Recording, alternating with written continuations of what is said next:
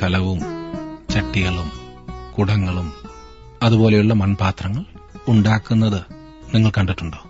ഒരിക്കൽ അത് കാണുവാനായി എനിക്കിടയായി. പാത്രമുണ്ടാക്കുന്ന വ്യക്തി ഒരു വലിയ ചക്രത്തിന്റെ മുൻപിലിരിക്കുന്നു. അവന്റെ ഒരു വശത്ത് കളിമണ്ണ് കുഴച്ചു കൂട്ടിയിട്ടിരിക്കുന്നു. കറങ്ങുന്ന ചക്രത്തിന്മേൽ ഒരു പിടി കളിമണ്ണ് കയ്യിലെടുത്ത് വെച്ചുകൊണ്ട് അയാൾ അതിന് രൂപം വരുത്തുന്നു. അയാളുടെ വിരലുകൾ ചലിപ്പിക്കുന്നതിനനുസരിച്ച് അതിനുള്ള ആകൃതി ഉണ്ടാകുന്നു.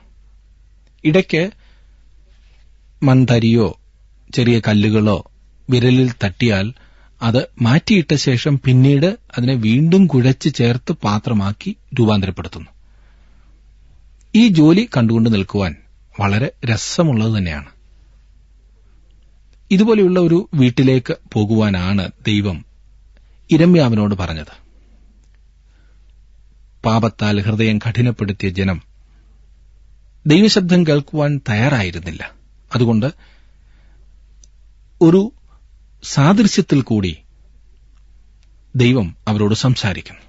ഇതിൽ നിന്നും നമുക്കൊരു പാഠം പഠിക്കുവാനായിട്ടുണ്ട്.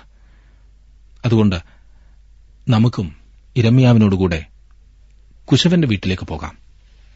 യിരെമ്യാ പ്രവചനം 18 അധ്യായം നിങ്ങൾ എന്നോടൊപ്പം എടുക്കുമെങ്കിൽ ഈ അതിമനോഹരമായ ദൃശ്യം കാണുവാൻ സാധിക്കും. 18 അധ്യായത്തിന്റെ ആദ്യത്തെ 6 വാക്യങ്ങൾ ഞാനൊന്ന് വായിക്കാം. ശ്രദ്ധിച്ചാട്ടെ. യഹോവയിങ്കിൽ നിന്ന് യിരെമ്യാവിനുണ്ടായ അരുളപ്പാട് എന്തെന്നാൽ, നീ എഴുന്നേറ്റ് കുശവന്റെ വീട്ടിലേക്ക് ചെല്ലുക. അവിടെ വെച്ച് ഞാൻ നിന്നെ എന്റെ വചനങ്ങളെ കേൾപ്പിക്കും.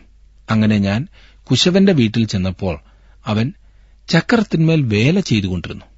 കുശവൻ കളിമണ്ണുകൊണ്ടുണ്ടാക്കിയ പാത്രം അവന്റെ കയ്യിൽ ചീത്തയായിപ്പോയി. എന്നാൽ കുശവൻ അതിനെ തനിക്ക് തോന്നിയ മറ്റൊരു പാത്രമാക്കി തീർത്തു. അപ്പോൾ യഹോവയുടെ അരുളപ്പാട് എനിക്കുണ്ടായതെന്തെന്നാൽ, ഇസ്രായേൽ ഗൃഹമേ, ഈ കുശവൻ ചെയ്തതുപോലെ എനിക്ക് നിങ്ങളോട് ചെയ്യുവാൻ കഴിയുകയില്ലയോ എന്ന് യഹോവയുടെ അരുളപ്പാട്. ഇസ്രായേൽ ഗൃഹമേ, കളിമണ്ണ് കുശവന്റെ കയ്യിൽ ഇരിക്കുന്നതുപോലെ നിങ്ങൾ എന്റെ കയ്യിൽ ഇരിക്കുന്നു. കുശവൻ ചക്രത്തിന്മേൽ വേല ചെയ്തുകൊണ്ടിരിക്കുകയായിരുന്നു. എന്നാൽ അവൻ കളിമണ്ണുകൊണ്ടുണ്ടാക്കിയ പാത്രം അവന്റെ കയ്യിൽ ചീത്തയായിപ്പോയി. കുശവൻ അതിനെ തനിക്ക് തോന്നിയതുപോലെ മറ്റൊരു പാത്രമാക്കി തീർത്തു എന്ന് നാം കാണുന്നു. ഒരു പ്രസംഗം കാണുവാനാണ് യിരെമ്യാവിനെ ദൈവം അവിടേക്ക് അയച്ചത്. പ്രസംഗം കാണുവാൻ. സാധാരണ നാം പ്രസംഗം കേൾക്കുകയാണല്ലോ. ഇത് വാസ്തവത്തിൽ വളരെ ലളിതമായൊരു ദൂതാണ്. കുശവൻ ആരാണെന്നും കളിമണ്ണ് ആരാണെന്നും മനസ്സിലാക്കുന്നതിലൂടെ നമുക്ക് ഈ പ്രസംഗം മനസ്സിലാക്കുവാൻ കഴിയും. അതെ, വാസ്തവത്തിൽ ദൈവം തന്നെ ആ കാര്യം നമുക്ക് പറഞ്ഞു തന്നിട്ടുമുണ്ട്. 6 വാക്യത്തിൽ ഇപ്രകാരം പറഞ്ഞിരിക്കുന്നു, ഇസ്രായേൽ ഗൃഹമേ, ഈ കുശവൻ ചെയ്തതുപോലെ എനിക്ക് നിങ്ങളോട് ചെയ്യുവാൻ കഴിയുകയില്ലയോ എന്ന് യഹോവയുടെ അരുളപ്പാട്. ഇസ്രായേൽ ഗൃഹമേ, കളിമണ്ണ് കുശവന്റെ കയ്യിലിരിക്കുന്നതുപോലെ നിങ്ങൾ എന്റെ കയ്യിലിരിക്കുന്നു. ദൈവമാണ് മെനയുന്ന കുശവൻ. ഇവിടെ പ്രത്യേകിച്ച് ഇസ്രായേൽ ജനമാണ് കളിമണ്ണ്. മനുഷ്യജാതി മുഴുവനും ദൈവത്തിന്റെ കയ്യിലെ കളിമണ്ണാണ്. വ്യക്തിപരമായി പറഞ്ഞാൽ ഓരോ വ്യക്തിയും ദൈവകരങ്ങളിൽ കളിമണ്ണ് പോലെയാണ് ഇരിക്കുന്നത്. ഓരോ വ്യക്തിയും കളിമണ്ണാണ്. ഞാനും നിങ്ങളും കളിമണ്ണാണ്. കുശവന്റെ ചക്രത്തിലെ കളിമണ്ണാണ് നാം എല്ലാവരും. കുശവന്റെയും കളിമണ്ണിന്റെയും ചിത്രം പുതിയ നിയമത്തിലും നമുക്ക് കാണുവാൻ കഴിയും. വിശുദ്ധ പൌലോസ് റോമർക്ക് ലേഖനം എഴുതുമ്പോൾ ഈ സാദൃശ്യം ഉപയോഗിച്ചുകൊണ്ട് ഇപ്രകാരം എഴുതിയിരിക്കുന്നതായി നാം കാണുന്നു. അയ്യോ മനുഷ്യ, ദൈവത്തോട് പ്രത്യുത്തരം പറയുന്ന നീ ആർ? മനഞ്ഞിരിക്കുന്നത് മനഞ്ഞവനോട് നീ എന്നെ ഇങ്ങനെ ചമച്ചത് എന്ത് എന്ന് ചോദിക്കുമോ? അല്ല, കുശവൻ അതേ പിണ്ഡത്തിൽ നിന്ന് ഒരു പാത്രം മാനത്തിനും മറ്റൊരു പാത്രം അപമാനത്തിനും ഉണ്ടാക്കുവാൻ മണ്ണിന്മേൽ അധികാരമില്ലയോ? റോമാലേഖനം 9 അധ്യായത്തിന്റെ 20 21 വാക്യങ്ങളാണ് ഞാൻ വായിച്ചത്. തിമത്യോസിന് ലേഖനം എഴുതിയപ്പോൾ അപ്പോസ്തലനായ പൌലോസ് ഇതിന്റെ മറുവശം സൂചിപ്പിച്ചുകൊണ്ട് ഇപ്രകാരം എഴുതി. തിമത്യോസിന് എഴുതിയ 2 ലേഖനം 2 അധ്യായത്തിന്റെ 21 വാക്യം, ഇവയെ വിട്ടകന്ന് തന്നെത്താൻ വെടിപ്പാക്കുന്നവൻ വിശുദ്ധവും ഉടമസ്ഥന് ഉപയോഗവുമായി നല്ല വേലയ്ക്കൊക്കെയും ഒരുങ്ങിയിരിക്കുന്ന മാനപാത്രമായിരിക്കും. ദൈവവചനത്തിൽ ആദ്യോടന്തം ഈ ചിത്രം നമുക്ക് കാണുവാൻ കഴിയും. കുശവൻ വാസ്തവത്തിൽ എന്താണ് ചെയ്തത് എന്ന് ശ്രദ്ധിക്കുക. അവൻ ഒരു പാത്രത്തിന് രൂപം കൊടുക്കുകയായിരുന്നു. അത് അവന്റെ കയ്യിൽ ചീത്തയായിപ്പോയി. അത് മയപ്പെട്ടില്ല. കളിമണ്ണ് ശരിയായ പാകത്തിൽ കുഴച്ച് മയപ്പെടുത്തിയതായിരുന്നാൽ മാത്രമേ അതിനെ കുശവന്റെ കയ്യിൽ താൻ ഉദ്ദേശിക്കുന്നത് പോലെ രൂപപ്പെടുത്തുവാൻ കഴിയുകയുള്ളൂ. ഒരുപക്ഷെ ഈ കളിമണ്ണ് കടുപ്പം കൂടിയതോ അല്ലെങ്കിൽ തീരെ കടുപ്പമില്ലാത്തതോ ആയിരുന്നിരിക്കാം. അതുകൊണ്ട് അവൻ ആ കളിമണ്ണ് മാറ്റിവെച്ചു. പിന്നീട് അതെടുത്ത് മറ്റൊരു പാത്രമാക്കി തീർത്തു. ഈ ഭാഗത്ത് രണ്ട് കാര്യങ്ങൾ നമുക്ക് കാണുവാൻ കഴിയും. ഒന്ന്, കുശവന്റെ അധികാരം. രണ്ട്, കളിമണ്ണിന്റെ സ്വഭാവം. കുശവന്റെ അധികാരത്തെക്കുറിച്ച് ചിന്തിക്കുമ്പോൾ ഒരു വലിയ കുശവനെ പോലെ ദൈവം കളിമണ്ണെടുത്ത് മനുഷ്യനെ ഉണ്ടാക്കി. മനുഷ്യന്റെ ഭൌതികമായ ഭാഗം അപ്രകാരമാണ് ഉണ്ടാക്കപ്പെട്ടത്. ഉൽപ്പത്തി പുസ്തകം 2-ാം അധ്യായത്തിന്റെ 7-ാം വാക്യത്തിൽ ഇപ്രകാരം നാം വായിക്കുന്നു: യഹോവയായ ദൈവം നിലത്തെ പൊടികൊണ്ട് മനുഷ്യനെ നിർമ്മിച്ചിട്ട് അവന്റെ മൂക്കിൽ ജീവശ്വാസമൂതി മനുഷ്യൻ ജീവനുള്ള ദേഹിയായി തീർന്നു. ദൈവം കുശവനെപ്പോലെ കളിമണ്ണുകൊണ്ട് മനുഷ്യനെ രൂപപ്പെടുത്തി. യിരെമ്യാവിനോടൊപ്പം നമുക്കും കുശവന്റെ വീട്ടിൽ പോയി കുശവൻ വേല ചെയ്യുന്നത് നോക്കിക്കാണാം. അവന് ഒരു പഴയ ചക്രമുണ്ട്. ചക്രം കറക്കുന്നത് കാലുകൊണ്ട് ചവിട്ടിത്തിരിച്ചാണ്. കാൽകൊണ്ട് ചക്രം ചവിട്ടിത്തിരിക്കുമ്പോൾ അവന്റെ കൈകൾ വളരെ തന്മയത്വത്തോടുകൂടെ കലാപരമായ രീതിയിൽ അവന്റെ ഭാവനയിലുള്ള പാത്രം രൂപപ്പെടുത്തത്തക്ക വിധത്തിൽ മണ്ണിന്മേൽ ചലിപ്പിച്ചുകൊണ്ടാണിരിക്കുന്നത്. ദൈവം സർവവല്ലഭനാണ്. കളിമണ്ണിൽ കുശവന് പൂർണ്ണ അധികാരമുണ്ട്. ആ അധികാരം പരിധിയില്ലാത്തതാണ്. കുശവന്റെ അധികാരത്തെ ചോദ്യം ചെയ്യുന്നതിനോ കുശവനെ പിന്തിരിപ്പിക്കുന്നതിനോ കളിമണ്ണിന് കഴിയുകയില്ല. കുശവന്റെ ഉദ്ദേശത്തെ എതിർക്കുവാൻ, തടസ്സപ്പെടുത്തുവാൻ കളിമണ്ണിന് സാധ്യമല്ല. കളിമണ്ണിന് കുശവനോട് സംസാരിക്കുവാൻ കഴിയുകയില്ല. തനിക്ക് വേണ്ട സമയത്ത് ചക്രത്തിന്മേലുള്ള കളിമണ്ണിന് എഴുന്നേറ്റു പോകുവാനും കഴിയുകയില്ല. അതിന് യാതൊന്നും ചെയ്യുവാൻ കഴിയുകയില്ല. കുശവന്റെ കൈകളിൽ വഴങ്ങി ഏൽപ്പിച്ചു കൊടുക്കുക മാത്രമേ അതിന് കഴിവുള്ളൂ. ദൈവത്തിന്റെ പരമാധികാരത്തെ വെളിപ്പെടുത്തുന്ന മറ്റൊരു ചിത്രം നമുക്ക് ഒരിടത്തും കാണുവാൻ കഴിയുകയില്ല. മനുഷ്യൻ കുശവന്റെ ചക്രത്തിലെ കളിമണ്ണും ദൈവം അവനെ മെനയുന്ന കുശവനും. അതെ, ദൈവത്തിന്റെ പരമാധികാരത്തെ നല്ലവണ്ണം ചിത്രീകരിക്കുന്ന ഒന്നത്രേ ഇത്. ഇന്നത്തെ തലമുറ ഇതിനോട് യോജിച്ചെന്ന് വരില്ല. ഇത് മനുഷ്യന്റെ അവകാശങ്ങൾക്കു വേണ്ടി വാദിക്കുന്ന കാലമാണല്ലോ. സ്വാതന്ത്ര്യത്തെക്കുറിച്ച് വളരെയധികം ഇക്കാലത്ത് നാം പറഞ്ഞു കേൾക്കുന്നു. പ്രതിഷേധിക്കുവാനുള്ള സ്വാതന്ത്ര്യം, ഇഷ്ടം പോലെ പ്രവർത്തിക്കുവാനുള്ള സ്വാതന്ത്ര്യം. അതെ, സ്വാതന്ത്ര്യം. ദൈവത്തിന്റെ അവകാശങ്ങളെ നാം മറന്നുകളഞ്ഞതായി തോന്നുന്നു. ദൈവത്തിന് ചോദ്യം ചെയ്യപ്പെടാൻ കഴിയാത്ത അധികാരമുണ്ട് എന്ന് നാം ഓർക്കുന്നില്ല. അവന്റെ ഇഷ്ടം മാറ്റമില്ലാത്തതും നിലനിൽക്കുന്നതുമാണ്. തന്റെ ഇഷ്ടം പോലെ ഈ പ്രപഞ്ചത്തെ രൂപപ്പെടുത്തുന്നതിനും നിലനിർത്തുന്നതിനുമുള്ള കഴിവ് ദൈവത്തിനുണ്ട്. തന്റെ ഹിതപ്രകാരം ഈ ഭൂമിയെ രൂപപ്പെടുത്തുവാൻ ദൈവത്തിന് കഴിയും. പ്രിയ സ്നേഹിതരെ, ഞാനും നിങ്ങളും വ്യക്തികളെന്ന നിലയിൽ ദൈവത്തിന്റെ കരങ്ങളിൽ വെറും കളിമണ്ണ് മാത്രമാണ്. തന്റെ ഇഷ്ടം നിറവേറ്റുന്നതിന് അവന് അധികാരവും ശക്തിയുമുണ്ട്. ആരോടും അതിന് ആലോചന ചോദിക്കേണ്ട ആവശ്യം ദൈവത്തിനില്ല. താൻ ചെയ്യുന്നത് എന്തുകൊണ്ട് എന്ന് ദൈവത്തോട് ചോദിക്കുവാൻ ആരും തന്നെയില്ല. അവൻ ദൈവമാണ്. തന്റെ ഇഷ്ടം പോലെ സകലതും പ്രവർത്തിക്കുവാനുള്ള അധികാരം അവനുണ്ട്. റോമർക്കെഴുതിയ ലേഖനം 9-ാം അധ്യായത്തിന്റെ 19 മുതൽ 21 വരെയുള്ള വാക്യങ്ങളിൽ നാം വായിക്കുന്നത്: ആകയാൽ അവൻ പിന്നെ കുറ്റം പറയുന്നതെന്ത്? ആർ അവന്റെ ഇഷ്ടത്തോട് എതിർത്തു നിൽക്കുന്നു എന്ന് നീ എന്നോട് ചോദിക്കും. അയ്യോ മനുഷ്യ, ദൈവത്തോട് പ്രത്യുത്തരം പറയുന്ന നീ ആർ? മനഞ്ഞിരിക്കുന്നത് മനഞ്ഞവനോട് നീ എന്നെ ഇങ്ങനെ ചമച്ചത് എന്ത് എന്ന് ചോദിക്കുമോ?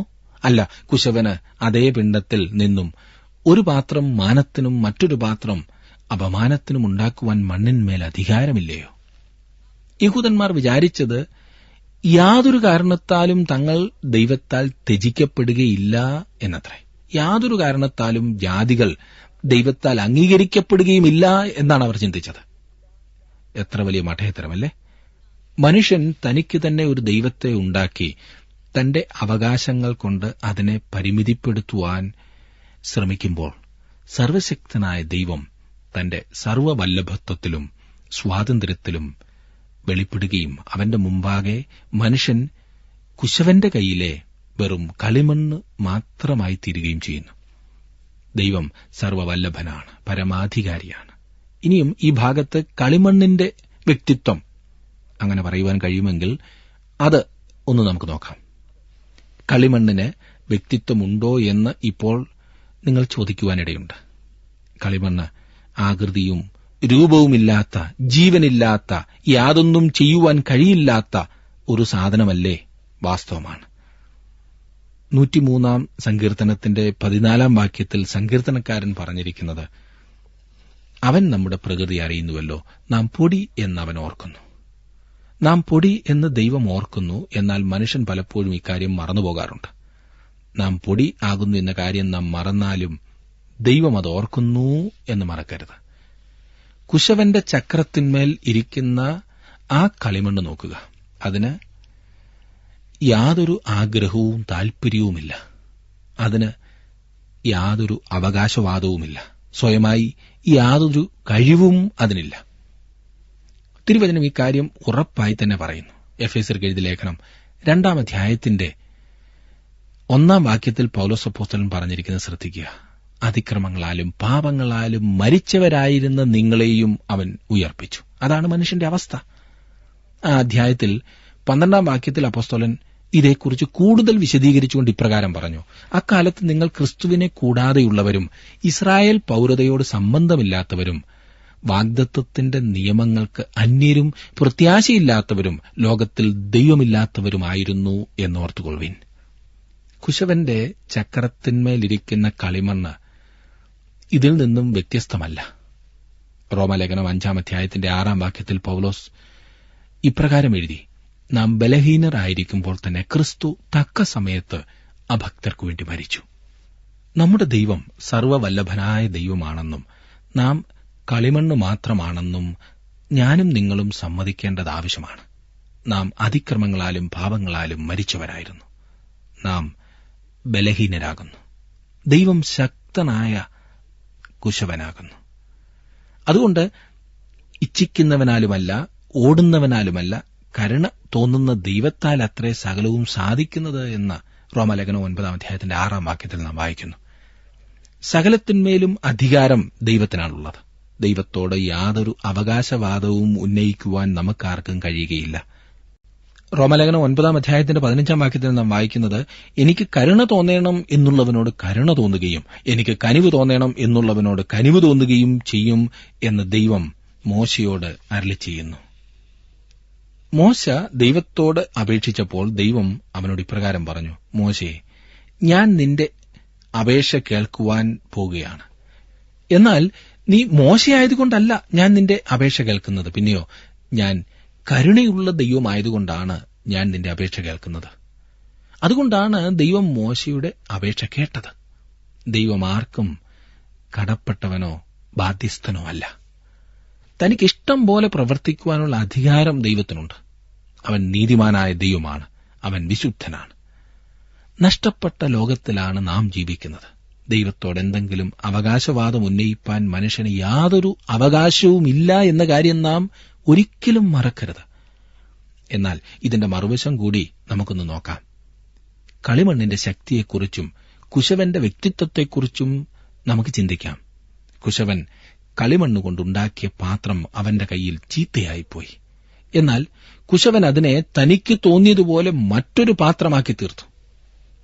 ദൈവം സർവ്വവല്ലഭനാകുന്നു എന്ന പ്രമാണം മാത്രമല്ല, ഒരു ഉദ്ദേശം കൂടി ഇവിടെ നമുക്ക് കാണുവാൻ കഴിയും. കളിമണ്ണിന്റെ ശക്തി എന്താണെന്ന് നോക്കുക. സാഹചര്യമാകുന്ന ചക്രത്തിലാണ് കളിമണ്ണിരിക്കുന്നത്.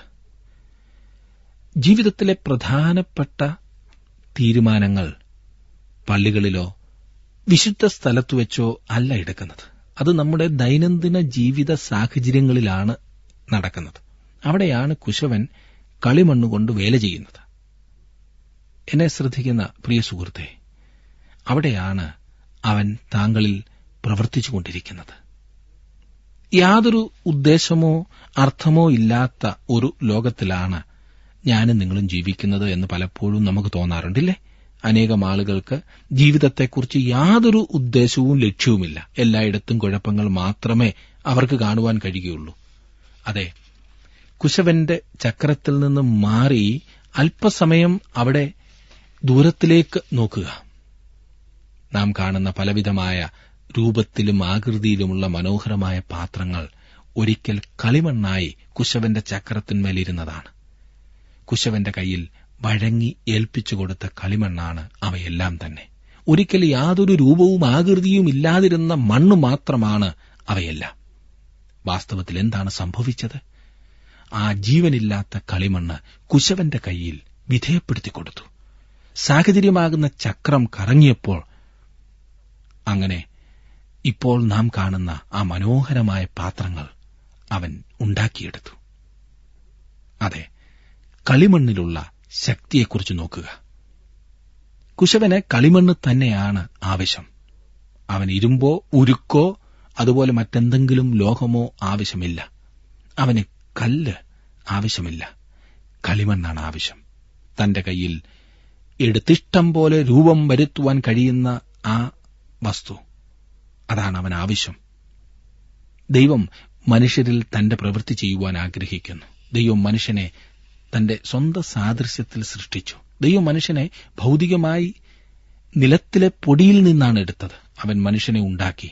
പിന്നീട് ദൈവം അവന്റെ മൂക്കിൽ ജീവശ്വാസമൂതി. മനുഷ്യൻ ജീവനുള്ള ദേഹിയായി തീർന്നു എന്ന് നാം വായിക്കുന്നു. നമുക്ക് വീണ്ടും കുശവന്റെ വീട്ടിലേക്കൊന്ന് പോകാം. കുശവൻ കളിമണ്ണ് ചക്രത്തിന്മേൽ വെക്കുന്നത് ഒരു പ്രത്യേകമായ ഉദ്ദേശത്തോടുകൂടെയാണ്. കുശവൻ വളരെ ഗൌരവത്തോടുകൂടെ വേല ചെയ്യുകയാണ്. അവനത് വാസ്തവത്തിൽ കറക്കി കറക്കി കളിച്ചുകൊണ്ടിരിക്കുകയല്ല. അതാണ് അവന്റെ ജോലി. എല്ലാം ഈ കളിമണ്ണിന്മേൽ പ്രവർത്തിച്ച് ചെലവഴിക്കുന്നു. ഈ കുശവൻ, ഞാൻ പറഞ്ഞല്ലോ, വിനോദത്തിനു വേണ്ടിയല്ല കളിമണ്ണ് കൊണ്ട് പ്രവർത്തിക്കുന്നത്. അത് അവന്റെ തൊഴിലാണ്. അവൻ ചെയ്യുന്നത് എന്താണെന്ന് അവനറിയാം. ദൈവം എന്നെയും നിങ്ങളെയും കൊണ്ട് വാസ്തവത്തിൽ കളിച്ചുകൊണ്ടിരിക്കുകയല്ല. അവൻ നമ്മിൽ പരീക്ഷണങ്ങൾ നടത്തുകയുമല്ല. അവന് ഓരോ ജീവിതത്തെക്കുറിച്ചും ഓരോ ഉദ്ദേശമുണ്ട്. ഈ കാര്യം നമ്മെ ആശ്വസിപ്പിക്കുന്ന ഒരു കാര്യമത്രേ.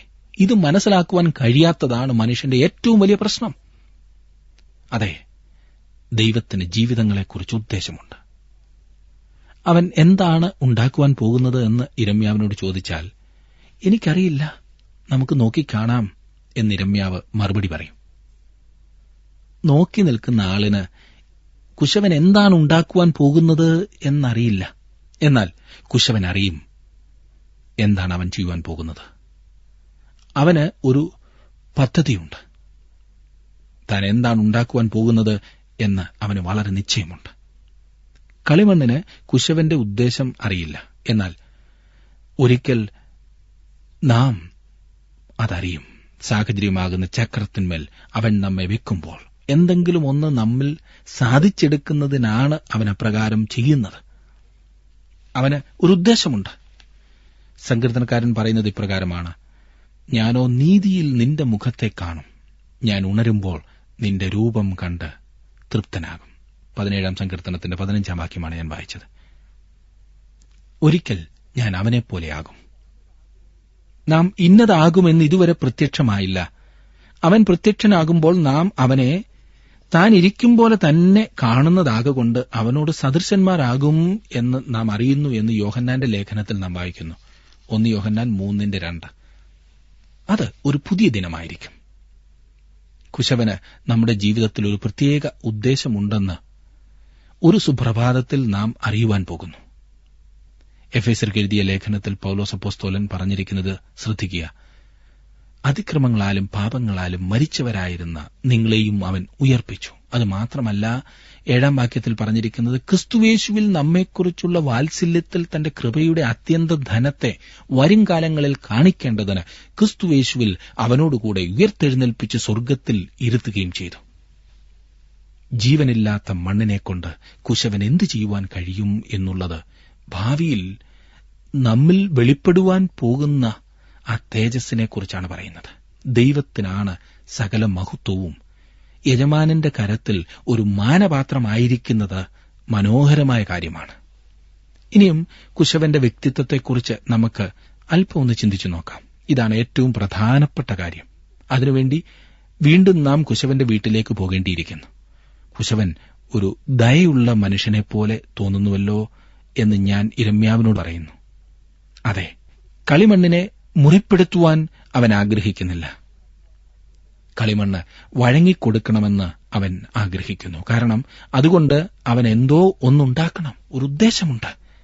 ഞാൻ കുശവന്റെ മുഖത്തേക്ക് നോക്കി. അവൻ വളരെ താൽപര്യമുള്ളവനായി കാണപ്പെട്ടു. അവൻ കളിമണ്ണിൽ വളരെയധികം താൽപര്യമുള്ളവനെപ്പോലെ കാണുവാൻ കഴിയും എന്ന് യിരെമ്യാ പറയും.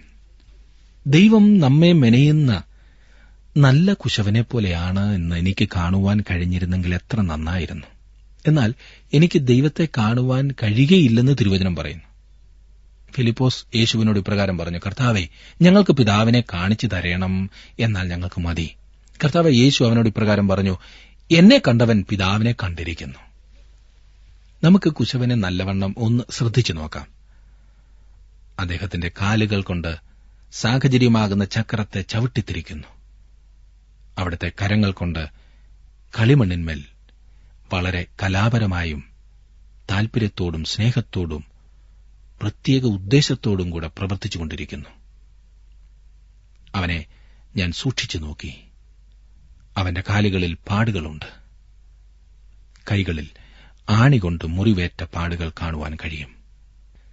അതെ, മത്തായിയുടെ സുവിശേഷത്തിലേക്ക് നാം വരുമ്പോൾ 27 അധ്യായത്തിന്റെ 3 മുതൽ 10 വരെയുള്ള വാക്യങ്ങളിൽ ഒരു വലിയ സത്യം വെളിപ്പെടുത്തിയിരിക്കുന്നു. മത്തായിയുടെ സുവിശേഷം 27 അധ്യായത്തിന്റെ 3 മുതലുള്ള വാക്യങ്ങൾ. അവനെ ശിക്ഷയ്ക്കു വിധിച്ചു എന്ന് അവനെ കാണിച്ചുകൊടുത്ത യൂദാ കണ്ട് അനുതപിച്ചു. ആ 30 വെള്ളിക്കാശ് മഹാപുരോഹിതന്മാരുടെയും മൂപ്പന്മാരുടെയും അടുക്കൽ മടക്കിക്കൊണ്ടുവന്നു. ഞാൻ കുറ്റമില്ലാത്ത രക്തത്തെ കാണിച്ചു കൊടുത്തതിനാൽ പാപം ചെയ്തു എന്ന് പറഞ്ഞു. അത് ഞങ്ങൾക്കെന്ത്, നീ തന്നെ നോക്കിക്കൊള്ളുക എന്ന് അവർ പറഞ്ഞു. അവൻ ആ വെള്ളിക്കാശ് മന്ദിരത്തിലെറിഞ്ഞു, ചെന്ന് കെട്ടിഞ്ഞാന്ന് ചത്തുകളഞ്ഞു. മഹാപുരോഹിതന്മാർ ആ വെള്ളിക്കാശ് എടുത്തു. ഇത് രക്തവിലയാകിയാൽ ശ്രീഭണ്ഡാരത്തിൽ ഇടുന്നത് വിഹിതമല്ല എന്ന് പറഞ്ഞു കൂടിയാലോചിച്ച് പരദേശികളെ കുഴിച്ചിടുവാൻ അതുകൊണ്ട് കുശവന്റെ നിലം വാങ്ങി.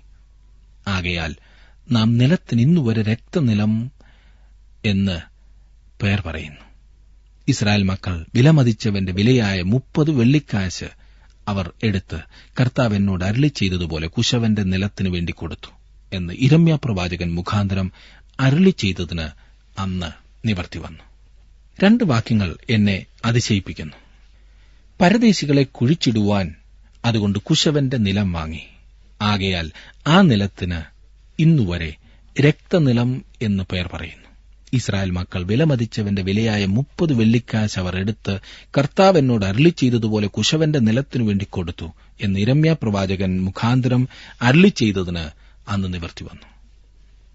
രക്തനിലം എന്ന് അവർ അതിനെ വിളിച്ചപ്പോൾ തങ്ങൾ എന്താണ് വാസ്തവത്തിൽ ചെയ്തത് എന്ന് അവർ മനസ്സിലാക്കിയിരുന്നില്ല. ഈ കുശവൻ മറ്റേതൊരു കുശവനേക്കാളും പ്രത്യേകതയുള്ളവനാണ്. അവൻ നിലത്തിലേക്ക് പോയി ആ ചീത്തയായ കളിമൺ കഷണങ്ങളെ എടുത്തു വീണ്ടും ചക്രത്തിന്മേൽ വെച്ച് വീണ്ടും അവയെ മറ്റൊരു പാത്രമാക്കി തീർക്കുവാൻ തന്റെ രക്തമൊഴുക്കി.